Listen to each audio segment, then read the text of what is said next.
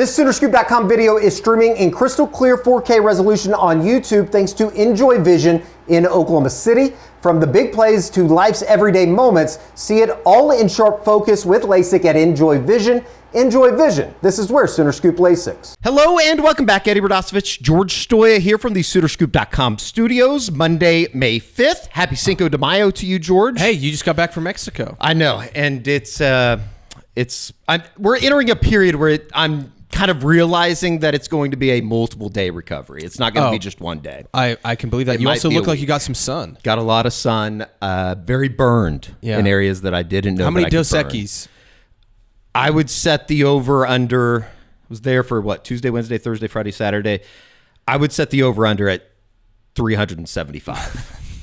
If we're being honest. And take the over? No, I'd probably take the under, but probably over 20 and a half tequila shots. If I smell tequila right now, it would not go well. We'll be joined by Josh McCuistion. He's in Houston HQ. Another recruiting report here, as actually a lot to get into as things kind of starting to fire up with visits and everything that comes with the spring portion. High school football, obviously, getting underway in Texas. Oklahoma going to be getting underway here in about a month's time at the end of May for spring football, team camps, all that kind of stuff. But it'll be good to check in with Josh. A surprise wide receiver commitment off the board for Oklahoma, headed to SMU. We'll tell you who that is. But first, let us tell you about our good friends over at William & Lauren. I was with Lauren this weekend down in Mexico, as the locals say, Georgie. As the official custom clothier of OU football, William & Lauren outfits your favorite OU players in custom suits that boost their confidence off the field to match their confidence on the field. Their perfectly tailored clothing ensures every Sooner stands out in comfort and style at prices that make luxury accessible. Visit William & Lauren in Oklahoma City or online at williamandlauren.com. That is williamandlauren.com. They also have the brick and mortar up in Tulsa that is open. Dress like a champion and make your style as legendary as Oklahoma football. George, you picked up your tux on Friday, right? Your suit on Friday? Got my black suit on Friday. Fit perfectly, and it looks incredible. So I'm sure we'll get some video or photos for the reveal on here soon. But very good. It was again, very easy process. Super helpful, and it looks awesome. I know my boy Nader that got married that I was down in Mexico for. They used William & Lauren as well. The suit's very, very good looking. Oh, yeah. And the material's fantastic. Yeah, it seemed like it. It seemed like it for them. They weren't sweating as much as I was. Just wet, I went shirt off at the reception, by the way. All right, let's welcome in Josh McCuistion. Good sir, happy Monday to you. How are we?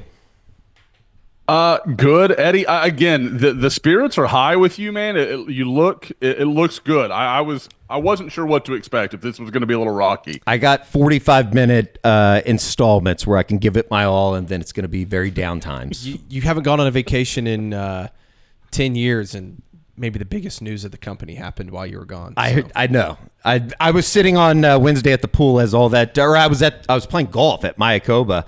And as that news breaks, I was like, well, I'll do another tequila shot. Thank you. All right, let's get into it. A recruiting report.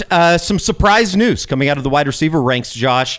Aljour Miles, wide receiver out of Kaufman, Texas, makes the commitment on Sunday, and it's Southern Methodist, SMU, not Oklahoma, that he makes his commitment to. Just, I guess overall, it's a surprising commitment. Where do you think maybe things took a turn? SMU making a little bit of a power play here. I'm sure there was some NIL dollars involved, as well as their introduction into the ACC, making the college football playoff last year.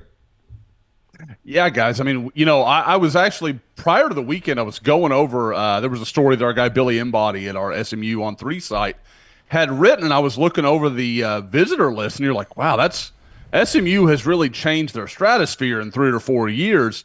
And so, they land him, they land a corner that had, like North Carolina and Auburn offers, so they had a nice weekend. And I think it's, again, this is a testament to what's happening. And I think SMU has done as good a job maximizing what playing in a P4 conference can do for you, especially when you have their money. You're in Dallas, so you've got a huge recruiting base that you can now take further advantage of. And so, again, I think Rhett Lashley and his staff, I think they did a good job really over the last few weeks, from some of the people I've talked to, it sounds like they really ratcheted things up with his family, with Aljour himself, and really built a lot of momentum going into this official visit this weekend. And guys, I mean, this is the risk you run. You know, Aljour, I think, had like 8 official visits scheduled, and this is a guy that's told me multiple times, like, I wanted to commit to Oklahoma at this point, I wanted to commit to Oklahoma at that point. And his family was kind of like, let's see, let's take some visits, let's see what's out there. So we'll get in, I'm sure we'll get into a little bit about like what it looks like for Oklahoma moving forward with him. But again, I'm not quite ready to close the book, I guess I would say, in the shortest form. Josh, what has been the reaction from Oklahoma so far and the staff? Just were they a little maybe caught off guard by this? And what is their mentality moving forward in his recruitment?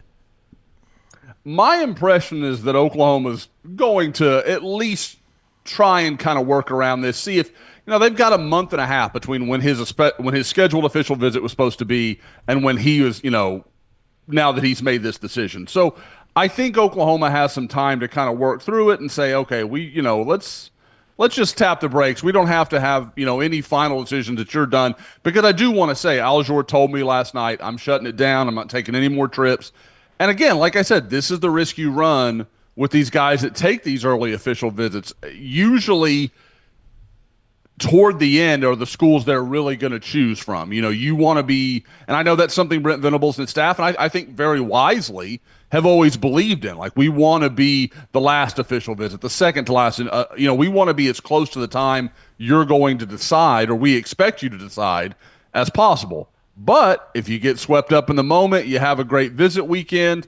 Obviously, I don't think anybody's trying to deny SMU's throwing around some real NIL. So there's a lot in play here that's going to impress him. And, I don't want anybody to feel like, he got hard pressed or anything like that, talking to some people that were kind of around. It sounds like, this was something the kid was thinking about through the weekend, and then kind of on Sunday afternoon just made the choice and committed to SMU. So I think Oklahoma is going to try and hang around. This isn't a situation where I feel like Oklahoma's kind of backing off of him. I don't think this was that set up at all. I think Oklahoma really wanted Aljour Miles. They put a lot of focus into him. At the same time, is this like losing CeeDee Lamb or losing some of the – no, I'm not going to say that. He's a really good player. I think he brings a lot of talent. But at the same time, like, there are other guys that Oklahoma can go find that can help him if they need to pivot away from him. Josh, you wrote about it on Friday, I believe. Where does that make things with the rest of this wide receiver group in the 2026 class, and specifically maybe somebody like Mason James just up the road that, I think for the longest time we thought was going to likely end up in this 2026 class? It certainly doesn't seem like that's going to be the case. I think that's pretty fair to say, Eddie. I think that is the trend you're seeing. Talking to Mason a little bit, and again, it's not like we've had a chance to really sit down, but I think it's clear that he's felt a difference from Oklahoma over the last month to 6 weeks, and I don't think it's putting too fine of a point on it to say that I think Oklahoma and that front office staff have looked at some of the guys that Oklahoma's evaluating, and not just at not just at receiver. But I do think they have looked at some guys and said, this isn't what we're looking for. Because you look at the new offers that are going out, they are trait guys. They are big-time speed. They are big-time size. Like, there are very clear, projectable skill sets for these players. And that's not to say Mason James isn't a really good player. But Mason James, guys, we've all been around him. He's 5'10". He probably is in the mid-4.5s. I think he's an outstanding player. I think he is. This is not me trying to say, oh, I don't like him. I like him a lot. I'm kind of surprised OU has gone in this direction. But it's clear they have a methodology, and they're kind of following it. So, again, I think when you look at Oklahoma at receiver now, without Aljour Miles, without Mason James, you're looking at guys like Jordan Clay from San Antonio Madison. Jaden Warren could come back into play. I'd kind of written Jaden Warren off. My impression is that maybe Nagy and some of his guys like that. Warren's a big-time speed guy, very productive at playing at a high level in the Houston area. So some of those kind of names that I think maybe haven't gotten quite as much attention as the Miles, as Mason James. Those are guys you may want to watch. And at the same time, I wonder a little bit if Oklahoma's going to kind of see what they have and may look to the portal. But one of the interesting ones, guys, an offer that went out late last week is Dallas Dickerson from Bogart, Georgia. Guy ran a 4.36. He's like 6'1", 175. He's kind of blown up over the last few weeks. So, again, big-time traits. And I think that's what you're seeing as this front office staff gets more and more heavily involved with what OU's doing in recruiting. Josh, do you still think they want to add 3 or 4 receivers in this class, or do you think that could change? I think it could change. I do. I think 3 is still the number. I think that's still because signing 2 last year, obviously you're going to lose Deion Burks and I believe Keontez Lewis are the 2 seniors going into this year. So there's not a lot to replace, but you're going to lose some through the portal. And my gut feeling, and again, George, you could weigh in on this better than I can, but my gut feeling is, again, there'll probably be some fat being trimmed after the season. As OU, like I said, as the staff, the coaching staff, everybody kind of has time to kind of blend their ideas together. What we're focused on, what's important, who's going to help us get to the goals we want to reach. So I still think you're going to see some more departures from maybe guys that at one point or another maybe we thought were going to be contributors, going to be guys that were useful for Oklahoma. So I think they're being careful with their numbers, but there are some positions, and I know we're going to talk about a couple of them, that I'm starting to think maybe this class is going to grow. I just don't know if it's going to be at wide receiver where you see the numbers really swell. Maybe the wide receiver stuff kind of takes care of itself too. If you get that quarterback situation figured out, we'll have more on that here in a second. But you mentioned one of the positions that, I don't know, maybe there's some clarity or some better ideas of which direction they're going, and that's at defensive end, talking about Miguel Chavis's group. Kevin Ford, you wrote about this as well over the weekend. Sounds like he is going to maybe back off that July 20th official visit weekend, which is Champion Barbecue weekend. They are going to get Jake Krull back in town from IMG. He visited Colorado over the weekend with a host of guys.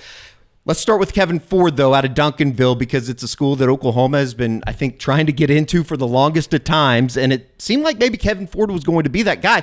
What's your impression of them maybe moving the official visit date, which was set for July 20th, and you wrote about it that it doesn't sound like that's going to be the case now? Was it July or June 20th? Did I say July? I meant June. Okay, just making sure. Yep. June 20th. Yeah, he was set for June 20th. He's now told people, and I had started hearing word of this like late Saturday night into Sunday morning that something was going to change. But it was kind of vague. You weren't sure like if it was just being canceled or what it was. Now, what he said is he's going to push it back and take his official visit during the season. That's very similar to what we heard from Jonah Williams, guys, like that it's going to be during the season. Obviously, that official visit never happened, thanks to yours truly, obviously, as we all know.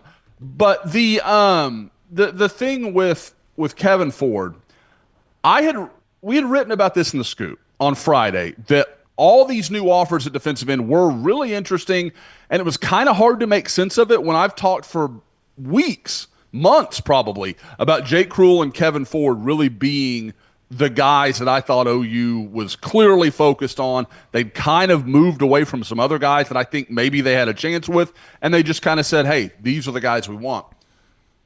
Guys, as I look at what's happening at receiver, I mentioned Mason James and Oklahoma, kind of wondering, if, and certainly not all of Oklahoma. Like, I know certain, I think it's the front office staff kind of said, I don't know if that's the kind of guy that we need to go all in on at this point in time. Like that, just kind of making a decision, again, about projectables and traits and things like that.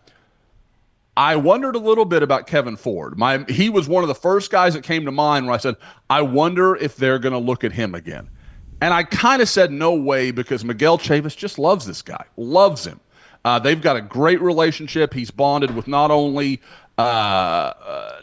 Kevin Ford, but with his family. There's really, Oklahoma's done an outstanding job with Kevin Ford. That went from kind of an afterthought, guys, going back to, early last fall, Oklahoma wasn't really that involved with Kevin Ford, to, I think they're probably the leader as of a week ago. Like that's what it felt like to me.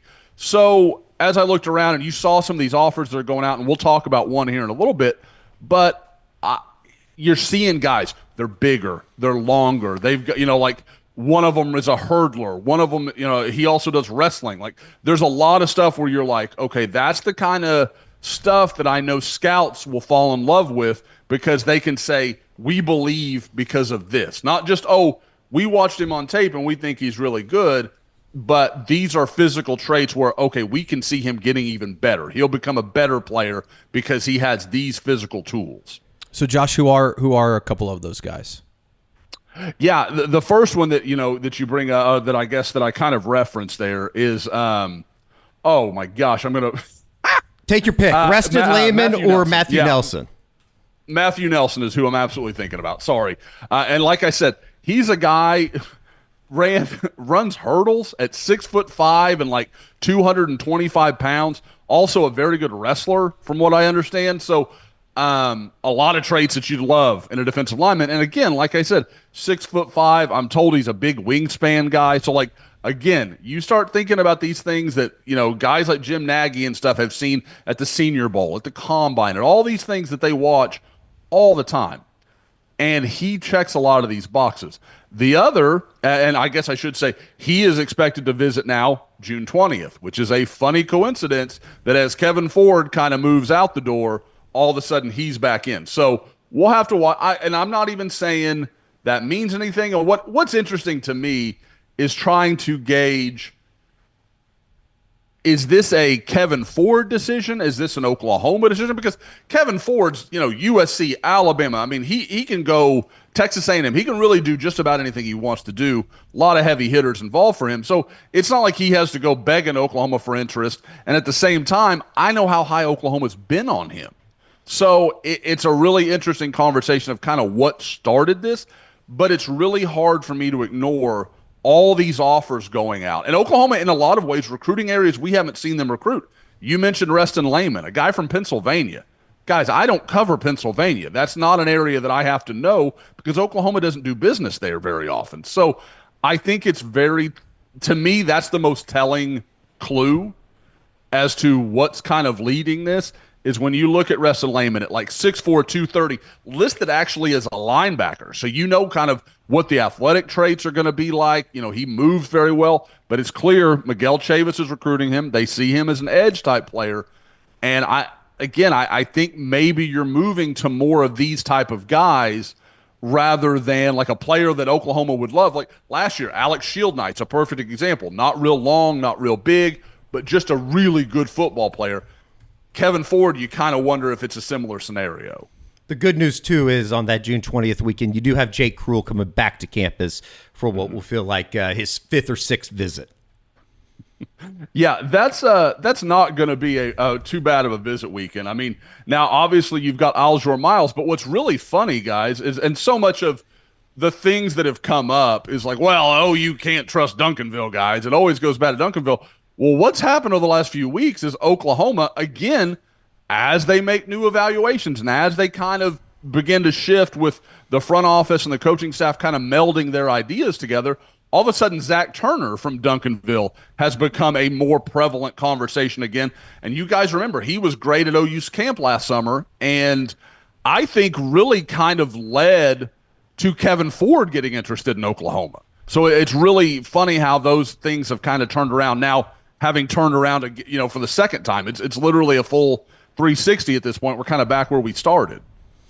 You wrote about it, I believe, over the weekend, talking about Samaj Stanford, the safety out of Jinx America. He made the announcement he's transferring over to Broken Arrow after the spring semester gets done, which I think in high school ranks around here is getting done in a couple weeks. Yeah, school. This is finals week down in Norman for the college side of things. But Samaj Stanford, there was some good news with just in terms of you talked to him about Oklahoma's interest level, and it seems like this is becoming a major priority in the 2027 ranks.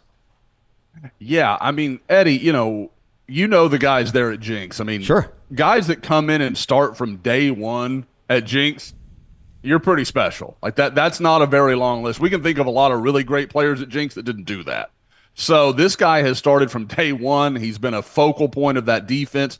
And, for Brandon Hall to come in and tell him, hey, you're our number one guy at safety. Now, that could be recruiting speak. Like, I'm not trying to say, like, that's fact. Like, that's just – but they feel confident enough to tell him that. And, again, Oklahoma has a lot of ties to Jinx. They're not going to go in there and blow a lot of hot air because that's not going to go over well with the coaching staff. So they've got to be careful in the things they say and do. So, if it's not exactly the truth, it can't be far from it. I mean, if he's 1A, 1B, 1C, whatever it may be, clearly a guy that is a priority. And what I like that he said, or, I guess what OU fans should probably take away most readily is I asked him, if you were to pick Oklahoma, what's the thing that would stick out to you? Like, what's the thing that would make you choose OU?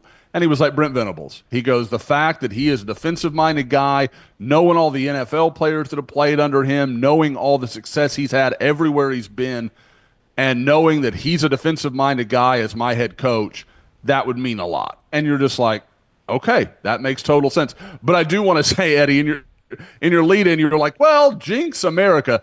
Writing that story, it was especially tricky because, like, he's still at Jinx, but he's going to leave. Like, he was breaking it down. Like, he's got Monday classes, I think May 16th, May 19th, something like that at Jinx. And it's like the last day of school. And then literally he leaves school that day and then will take part in spring practice at Broken Arrow the rest of spring. If that's not high school football in 2025, I don't know what is. Josh, some of the schools after him, Nebraska, I mean, he talked about him in here. Nebraska, he's been to Nebraska, LSU, Texas A&M. He said he's planning to go to Georgia and Ohio State. I mean, what kind of recruitment is Oklahoma getting into here? Oh, this is going to be heavy hitters. I mean, guys, this is, that's the thing with this 2027 class that we've talked about in Oklahoma. Oklahoma has a chance to really build something if they can get all these guys to come in, or, and maybe they'll miss one or two, but trying to get the vast majority of the talent in state to stay in state. But, man, you're going to have to fight because there are some real dudes in here. And Samaj is one of them. I mean, you talk about, like I said, I remember going to Jinx before his freshman year, kind of that spring going into his freshman year. And I'd known his brother Jalen, and obviously the defensive coordinator Adam Gaylor is a guy, or former defensive coordinator, now head coach at Jinx. Adam Gaylor is a guy we've mentioned before, is a guy we know really well, and he was like, this guy's special. Like he's different. He's a really talented kid. They were all in on him from day one, and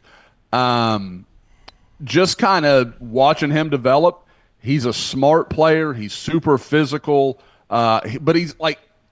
I don't ever find that thing where I'm like, okay, that's his hole. Like that's where, okay, coverage, he's going to struggle, or he won't come up and play run. Like he really does a lot, just about everything. I mean, he's going to be, a top 10, top 12 safety in his class in all likelihood. Couple more items to get through here on a Monday. It is a big decision day in the quarterback ranks in the 2026 class. Jared Curtis, the number one quarterback in the country, expected to make his announcement on Monday, let's say mid-afternoon, evening. I think it's 5:30 here in Central Time Zone, at least.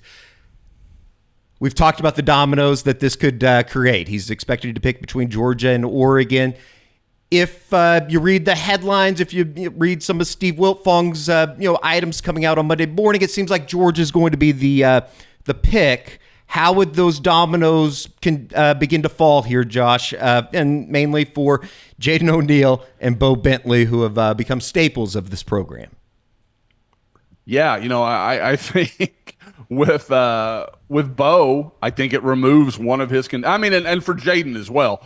But I don't hear Jaden as much with Georgia as I do a few other schools, Auburn, Florida State, a couple of others. I know Arizona was up to see him, at that when Joe John Finley and Ben Arbuckle and a few other staffs were by to see him last week. But with Bo, you hear it's Georgia, LSU, Oklahoma. We all know those are his three finalists.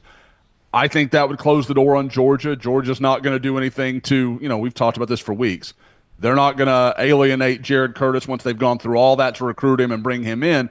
And then they've got to move to, and then they've got to move forward. So I think it becomes OU and LSU at that point, which I think it kind of was anyway. But obviously you don't want to ride off Georgia. If they were going to have a chance at him, that's always a dangerous team to recruit against. I continue to think Oklahoma has a chance, but man, they could afford to build some momentum here at some point, guys. Like it's really like they need something to fall their way. You kind of thought Aljour Miles could be one of those guys. Like I said, KJ Ford, you kind of thought, okay, maybe that's going to come together. It's been, it hasn't been the greatest news as far as momentum trying to build towards June for Oklahoma over the last 48 hours or so. Do you think this is kind of, we're going off track here, but do you think there's anything that could happen in the next few weeks, Josh, that could maybe be that domino, maybe a commitment or anything like that? It's hard to see. It's not. Could I see a commitment happening? Yeah, sure. I think that's absolutely possible. Do I think any of the guys that I could say, yeah, okay, I could see that happening. Do I think any of those are the guys that are really going to start the ball rolling for Oklahoma in 26? Not really. They're good.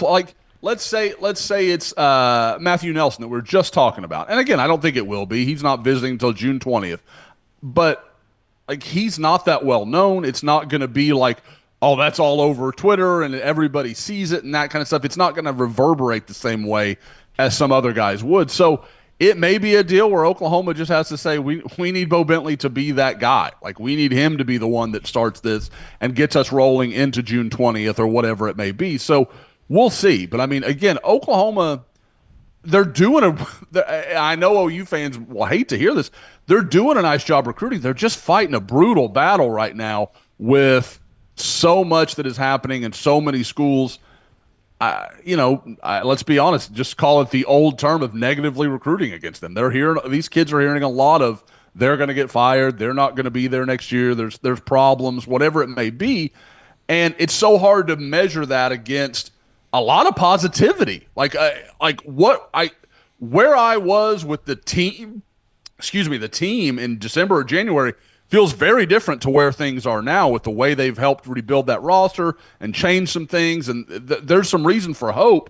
But as you go into the key recruiting period of June, I don't know how much that conveys to recruits right now. One more name to get through in the high school ranks, and then we'll hit on a couple portal items. But Chad Simmons did put out a story on Monday morning, Josh, with Bo Janro out of Gilbert, Arizona, Hamilton High School, a linebacker. He has set up official visits at Washington, USC, Oregon, San Diego State, as well as Oklahoma on that Champ U barbecue weekend. Seems like this could be a Big Ten-ish SEC battle for Janro's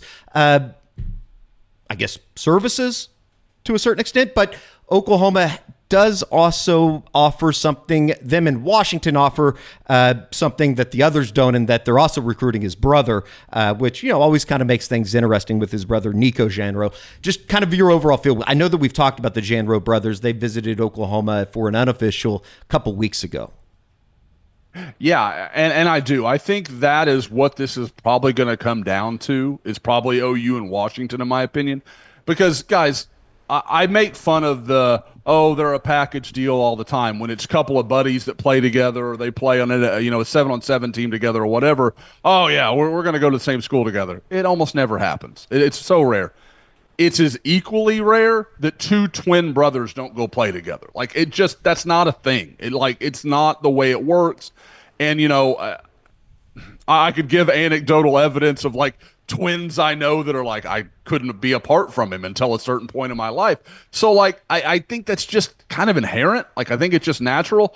And I know Washington is absolutely involved and engaged there, and a name that OU fans will be very familiar with, Brian Odom, the linebackers coach there at Washington. He'll do a good job. And, it's obviously, I guess, him liking these guys is a good sign for Oklahoma as well, because Brian Odom's shown a good eye for talent with guys like Kenneth Murray, and you go kind of down the list of all these talented guys. But with Oklahoma, I think it's just really a matter of convincing these guys, to come to the SEC, play at that level, and that Nico has a role. And I think unlike a lot of defenses where I think Nico would be a little bit of a tweener, with Oklahoma having that cheetah position, they really do kind of have something where, okay, maybe you're not quite a safety, but you're not a linebacker either. And we can kind of make that work really well for us, where in some defenses you might not fit as easily.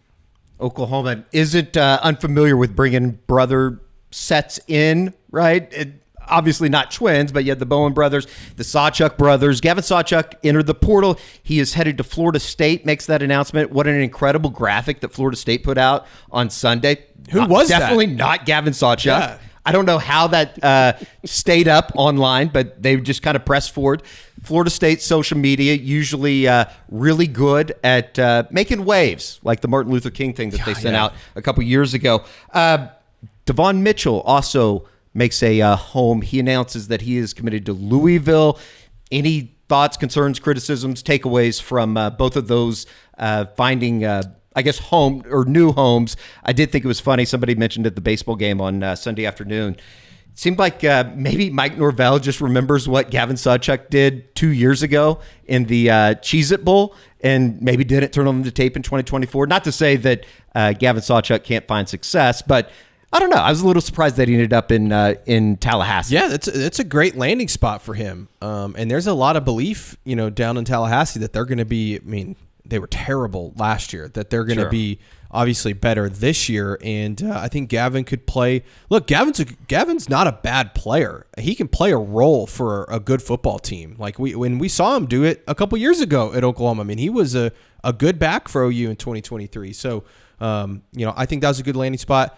Devon Mitchell, Louisville's probably about right. And, I think Pete Nakos kind of put the report out there when he was visiting that, they had to check into, what's his physical status like, the effort, situation, all of that. So I hope it works out for him because I do think Devon's a good kid and he just needs to find the right place for him and maybe he can turn things around. But I think Louisville's probably about what I expected, I would say. Yeah. It kind of seems like things are slowing down a little bit as we get to the back end of this spring portal. George, I know that Oklahoma, just in terms of what they're doing, it seems like it's slowed down. You did write about quarterback interest, though. You have Cole Gonzalez hitting the portal post-spring. Landed at Pitt. Okay, I missed that. And he's apparently competing for the starting job there. Well, that makes sense then. Yes. Why he would end up in, looking for at least an option to get out onto the field. I know there's a lot of fans that said, who's Cole Gonzalez? Like, he wasn't going to play at all.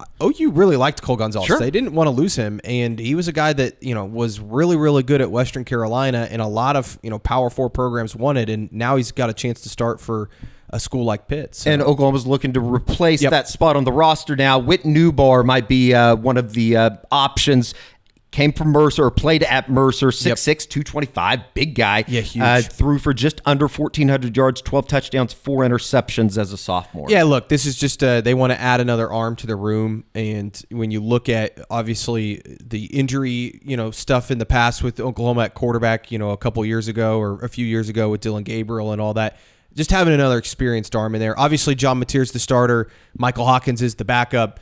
Whit would come in and likely be the third guy. But you just want to, and especially with the way that they run Mateer and the way he ran the ball last year, the way Michael Hawkins also runs the ball and is somebody that likes to get out of the pocket, injuries are more likely. So I think that Ben Arbuckle and the staff just want to make sure they have another arm in there. And it's not that they don't like Jet New, but I think it's pretty clear Jet New is still a year or two or three away from being somebody that Oklahoma wants to be relying on. Sure. Should be interesting. We'll be continuing to follow it on SoonerScoop.com. Good time to join, sign up, and do so for just $1 with all the news that's out there in the recruiting world, because it seems like even if there's not some momentum, there is a lot of information out there right now in the high school ranks, and especially here as we start getting out to practices over the next couple weeks with the high school ranks and everything that leads into the summer. So, all right, big game tonight down in the BLC. Oklahoma City and Denver. Thunder in 4. I shouldn't be nervous, but I'm nervous. Me too. All right, Josh, we appreciate it. We will catch up with you, I guess, on the unofficial 40 this week as I make a return. That's going to do it for the recruiting report. For Josh and George, I'm Eddie. We'll see you back here on the SoonerScoop.com YouTube channel.